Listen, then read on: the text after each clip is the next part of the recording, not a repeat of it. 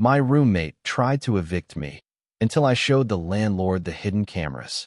When my roommate, Chad, stood in the doorway of my bedroom, flanked by his hulking cousin, and said, "Your pity party is over, old man. I need this room for a real tenant. You have 24 hours to get out." I simply nodded and said, "I understand." By the next morning, I had filed a formal complaint with our state's tenancy board and activated a security protocol he never knew existed. And that was just the beginning. For 2 years, I had considered Chad more than a roommate.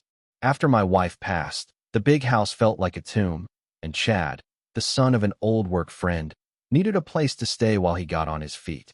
I charged him rent so low it was a joke, often covering his share when his freelance gigs fell through. I cooked his meals, listened to his dramas, and thought we had built a quiet, mutual respect. But that all shattered when he brought his cousin, Mark, over last month. They thought they were dealing with a lonely, retired widower, a simple man who fixed old radios for hobby and lived in the past.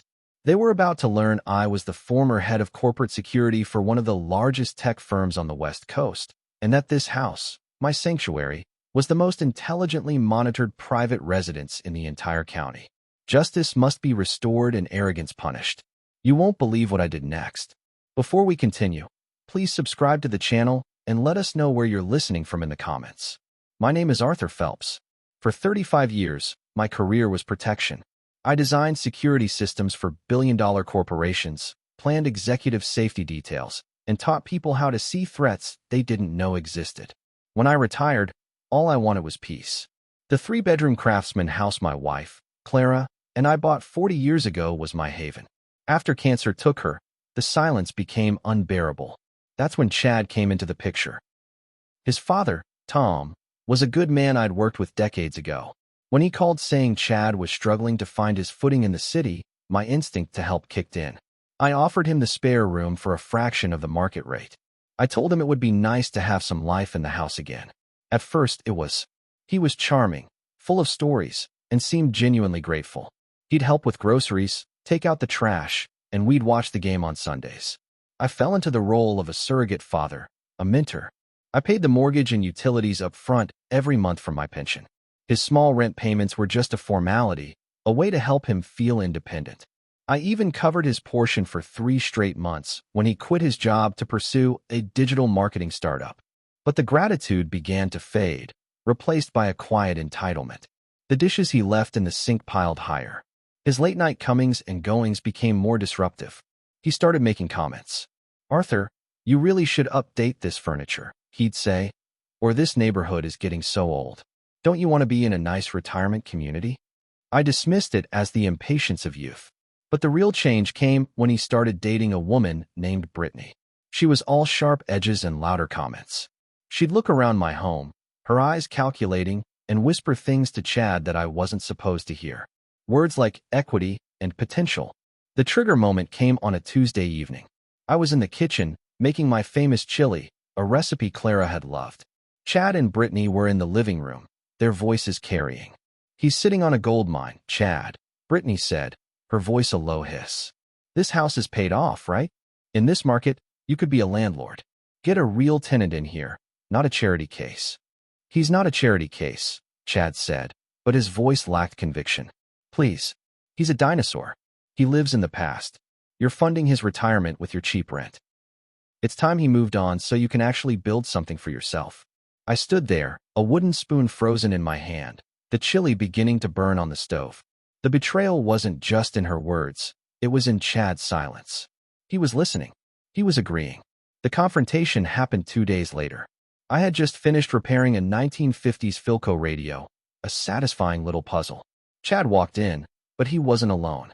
His cousin Mark, a man built like a refrigerator, was with him. The air in the room went cold. "Arthur, we need to talk," Chad began, not meeting my eyes. "The situation here isn't working for me anymore." I set down my screwdriver. "What situation is that, Chad?" "This." He gestured vaguely around the room.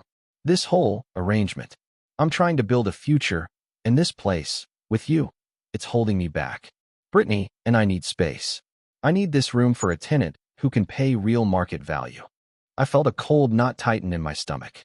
"I see. And where am I supposed to go?" He shrugged. A gesture of such profound indifference it took my breath away. That's not really my problem, is it? You're a big boy. Figure it out. That's when Mark took a step forward, looming in the doorway. You heard him, Pops. The pity party is over. We need this room for a real tenant. You have 24 hours to get out. I looked from Mark's smug face to Chad's nervous but resolute one. The boy I had helped, supported, and fed was evicting me from my own home. The sheer, breathtaking arrogance of it was almost impressive. I nodded slowly, my decades of training kicking in.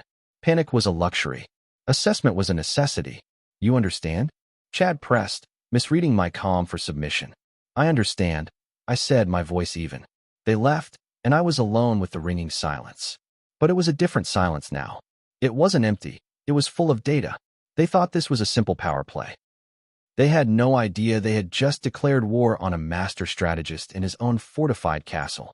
The first thing I did was walk to the vintage grandfather clock in the hallway. I reached into the top cabinet, behind the pendulum, and retrieved a small, wireless tablet. With a few taps, I accessed the Sentinel system, a completely custom, hidden network of cameras and audio sensors I had installed after Clara passed. It was never for Chad. It was for my peace of mind, a way to watch over the home we had built together. Now, it would be my key to salvation. I reviewed the footage from the living room. There it was, in crystal clear high definition, Brittany poisoning Chad's mind, talking about my house as their gold mine. I fast-forwarded to the confrontation in my workshop. The audio was perfect. Chad's ultimatum. Mark's threat. You have 24 hours to get out. But I needed more. I needed to understand the full scope of their plan. I accessed the audio logs from the common areas over the past few weeks. I spent hours listening, my heart growing heavier with each minute. I heard them planning to change the locks while I was out. I heard Brittany suggesting they accidentally damaged some of my irreplaceable radio collection to motivate me to leave. I heard Chad on the phone with a friend, bragging about how he was finally taking control of the asset and how the old man would fold under a little pressure. They had documented their entire conspiracy for me. It was all there, stored on my secure, off-site server. What they didn't know was that Arthur Phelps didn't do anything without a contingency plan. My career was built on anticipating the worst actions of desperate or greedy people. I made 3 phone calls. The first was to my old friend, Diane, a razor-sharp real estate attorney who had handled Clara's will. I explained the situation and emailed her the audio and video files. This is a clear case of illegal eviction and attempted elder abuse, she said, her voice cold with fury. We'll have a field day with this. The second call was to my landlord. You see, I don't own the house. Not exactly. I hold a unique, lifetime tenancy deed, a complex legal arrangement I set up with the actual owner, a reclusive investor named Mr. Blackwood, years ago. I paid a massive sum up front for the right to live here until my death, after which the property reverts to him. Chad, in his arrogance, had never asked for details. He just assumed an old man in a nice house must own it. He never saw the paperwork I kept in my fireproof safe.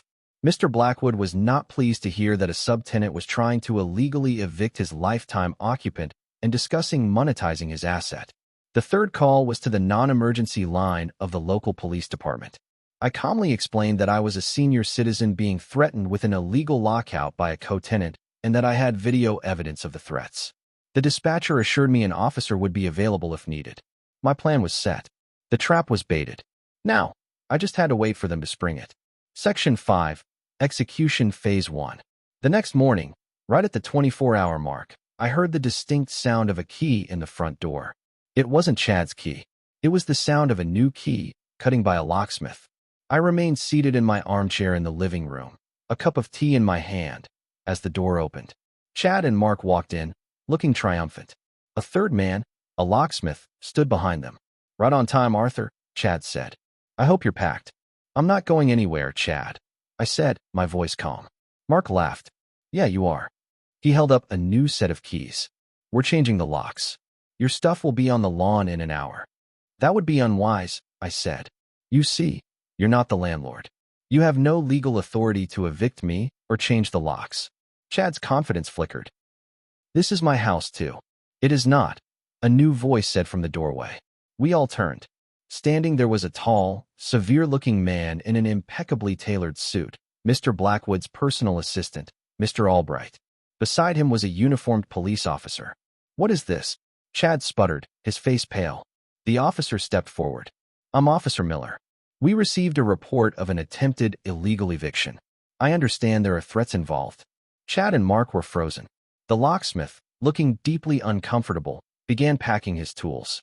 I picked up the tablet from the side table. "Officer, I have full audio and video evidence of the threats made against me yesterday, as well as their conspiracy to damage my property and illegally lock me out. It's all right here." I played the clip. Chad's voice filled the room. "You have 24 hours to get out." Mark's voice, "The pity party is over." The look on Chad's face was a perfect mixture of shock, fear, and utter confusion. The ground had just fallen out from beneath his feet. This was just the first wave. Diane, my attorney, was a force of nature. She filed a civil suit against Chad for emotional distress, illegal eviction attempts, and conspiracy. As part of the discovery process, the most damning audio clips, the ones of Brittany and Chad plotting to force me out and damage my property, were entered into the public record. Chad's digital marketing startup relied on his reputation. That reputation was now in tatters. The local news, always hungry for a story about elder abuse, picked it up.